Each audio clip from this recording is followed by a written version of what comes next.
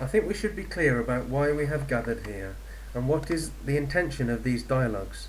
We said that they are not meant for mere intellectual amusement or exchange of opinions and ideas. What we want to do is something entirely different. In talking over together our problems, we are exposing ourselves, not to anyone, but to ourselves, so that we see things more clearly. And seeing, as we said the other day, is acting. And if we reduce this merely to a form of serious entertainment, I'm afraid it will be of very little significance. So we will proceed with what we were talking about yesterday. We were talking about knowing oneself, learning about oneself, and to learn about oneself one needs a great deal of humility. If you start by saying, I know myself, you've already stopped learning about yourself. Or if you say, there is nothing much to learn about myself because I know what I am, I'm a bundle of memories, ideas, experiences, tradition, a conditioned entity with innumerable contradictory reactions, you stop learning about yourself. To learn about oneself requires considerable humility, never assuming that you know anything. That is learning about oneself from beginning and never accumulating. The moment you accumulate knowledge about yourself through your own discovery, that becomes the platform from which you begin to examine, learn, and therefore what you learn is merely a further addition to what you say is a state of mind that never acquires, never says, I know. We were saying yesterday that there is this whole structure of the self with all its extraordinary complexity, and thought is the very basis of this structure, which is the me.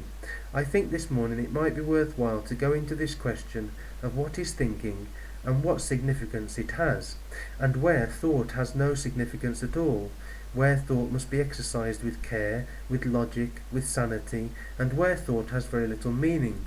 Unless we know the two, we cannot possibly understand something much deeper, much more extensive, which thought cannot possibly touch. And that's what we are going to talk over together this morning. Shall we go into that?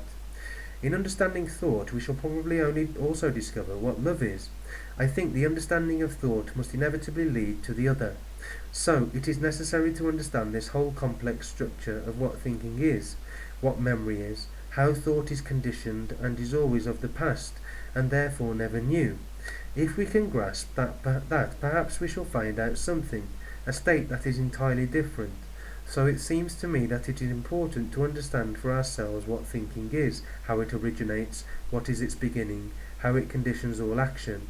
And in understanding that, perhaps we shall be able to come upon something that thought has never discovered, which is that thought can never under any circumstances open the door. So let's go on into it. Why has thought become so important in the life of each one of us? Do please examine it for yourselves, go into yourselves and find out. Thought being idea, thought which is the response of memory, thought which is the response of the accumulated memories in the brain cells. Why do we give such extraordinary importance to ideas, which are organized thought? Perhaps many of us have not even asked such a question before, and if we have, we say that's of very little importance. What is important is emotion, feelings. I don't see how you can separate the two. You may have a feeling, but if thought doesn't give it continuity, that feeling dies very quickly. Do please observe this in yourself. Why in our lives, in our daily grinding, boring, frightening lives, why has thought taken a place of such inordinate importance? We have made it so in order to protect ourselves. Krishnamurti, if I may suggest, I'm saying this courteously, please don't answer immediately, because if you do, you stop yourself inquiring further. If you say, thought has become so important because I have to protect myself, your inquiry is already finished. But if you begin to inquire, being free from your opinions and conclusions, you would be free to go on to search, to ask, to flow. Thought is the only means we have of understanding ourselves or the universe, anything at all. Is it? No, sir. I have asked a question. I am asking myself the question. Why has thought become important in my life? If you say it is important because, then you have already assumed something. You already have come to a conclusion, and so your mind is no longer free to inquire, to look. I ask myself, and I hope you are asking yourself, why has thought assumed such colossal importance? Intellectual ideas, theories, hypotheses, conclusions, ideas about God, the universe, about what I should be, what I shouldn't be. Why has thought taken such a predominant hold on my own whole being? Is there a difference between thinking and thought? Surely, all thought, when thinking all thought, is the outcome of memory, isn't it? I think about my wife or my husband, about my family or my profession, which gives me a certain dignity, a certain prestige. I think about my wife or husband. We'll start with the most familiar. I think about her, which is in an active present, as I am thinking about her. The thinking about her is the response of my knowledge about her, my experience with her, sexual or whatever it is, and that is the memory I have about her. To think about her is a continuation of that memory, right? Or I have certain memories about her or him, and out of that memory there come certain responses of pleasure or pain, which also means I have thought about her in the past.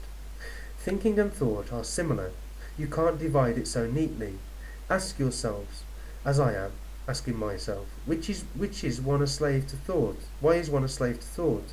Thought, cunning, clever, thought that can organise, thought that can start things, thought that has invented so much, thought that has bred so many wars, thought that breeds such fear, such anxiety, thought that has enjoyed the pleasure of something yesterday, and gives to that pleasure a continuity in the present, and also in the future. Why is this thought always active, chattering, moving, constructing, taking away, adding, supposing? Sir, one thing about thought is that from the time we were small children, we were encouraged to think. Nobody ever told us that there is something else, so thinking has become a habit.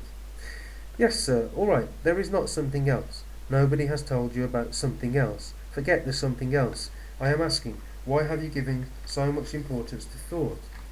One of the reasons is, thought allows us to get new pleasure, new enjoyment. It is the means by which we get pleasure. Sir, the moment we answer such a question, we are giving importance to thought, and therefore we cannot explore.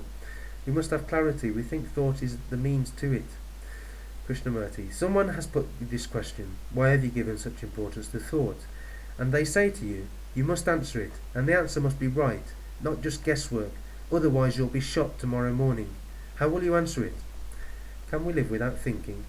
I really don't know. Let us take one thing and go through with it. Perhaps we shall be able to understand a very simple thing. I had a certain desire yesterday, and I fulfilled it, and in the very fulfilling of it there was a certain pleasure, a certain gratification, and thought comes along and says, how very nice that was, I must have more of it. What has taken place? There is a desire which has been fulfilled, and out of that fulfilment there is a certain pleasure, enjoyment. Then what takes place? You tell me. You want to repeat it. Who wants it repeated? The experiencer. Who is the experiencer? Do look at it, sir. Go into it. Who is the experiencer who says, yesterday I had a marvellous experience and I must have more of it? Memory? Thought itself, the experience is the experiencer. Quite right. That's so simple, isn't it? It is said, thought itself is the experiencer. That is, there was an experience yesterday which was pleasurable, a great delight, and that delight has left a mark on the mind as memory. Then, out of that memory comes thought, and says, I must have more of it. So thought is the experiencer. It's so simple, isn't it? No? Who is the experiencer in the first place? Ah, the first experience, the very first. Is there an experiencer? What do you say, sirs? Are you all going to sleep, or am I asleep? Sir, it seems to me that there was an experiencer who said that you had a desire yesterday, and it was gratified. So, the one who had the desire and was gratified, that was the experiencer. That's so simple, sir. What are we discussing? Isn't it so clear, isn't it? If there was no memory at all, and therefore there was only desire, fulfillment, pleasure, it would finish there. But the experiencer wants that pleasure to continue, which is thought, right? So I see thought sustains pleasure, a pleasure. Thought gives continuity to a pleasure that I had yesterday, and thought gives continuity to the other form of pleasure, which is pain, which is fear, which means thought, as the experiencer says, I must have that pleasure repeated tomorrow, the sexual, any form of pleasure, and thought also gives nourishment, continuity to fear, by thinking about it. So the experiencer, which means the thinker, is both the pleasure and the pain, both the entity that gives nourishment to pleasure and to fear. So when thought demands a continuity to pleasure, it is also constantly inviting fear. Is it possible to die to that thinker and to the memory? I don't know, we're going to find out. Can we understand desire which makes thought? Sir, have you observed your desire, how it comes into being? Haven't you noticed it? You see a thing, and you want it. Now, why do you want it? You see something, you want it, you say. But how does this want arise? It attracts you. What do you mean by that word? Sir, be simple about it. You will see it in a second for yourself. Desire arises from the pleasure we get out of something. Not out of something, sir. You see a beautiful house, a beautiful woman, a handsome man, and so on. Seeing comes what first, right? Then there is a sensation, contact, and out of this comes desire. Do you see it?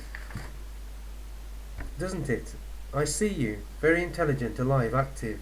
That gives me a feeling of envy, which is a form of desire, to be like you, or to surpass you. So it's fairly simple to see how desire arises. When I see a beautiful car, I touch it, I see the lines, the power, and so on. It gives a sensation. I want that sensation to be fulfilled. I want to own it.